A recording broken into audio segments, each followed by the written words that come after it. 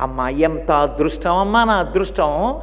లోకములన్నీ ఏ తల్లి ముందు నిలబడి స్తోత్రం చేస్తాయో, ఏ తల్లి అనుగ్రహం కావాలని ఋషులు కూడా ప్రార్థన చేస్తారో, ఏ తల్లి ఈ సమస్త బ్రహ్మాండములను కదుపుతోందో, సమస్త కదలికలకు ఆధారభూతమయ్యున్నదో, ఏ తల్లి మాయాస్వరూపిణి అయి సమస్త జగత్తుని ఇంద్రియములకు వశం చేసి పరమేశ్వరుణ్ణి చేరకుండా చేరేటట్టు కూడా చెయ్యగలదో, అటువంటి తల్లి నా ఇంట కూతురైంది. నరదేవాసుర పూజితాంఘ్రియుగళ నారాయణి శాంకరి.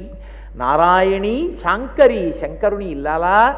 నా ఇంట నరులు, దేవతలు, రాక్షసులు కూడా నమస్కరించేటటువంటి పాదముల జంట కలిగిన పిల్ల ఈ ఇంట పుట్టిందని ఆ చిన్ని పువ్వుల పొట్లాల్లాంటి పాదాలు పట్టుకుని నెత్తి మీద పట్టుకుని కళ్ళ మీద పెట్టుకుని పొంగిపోయాట.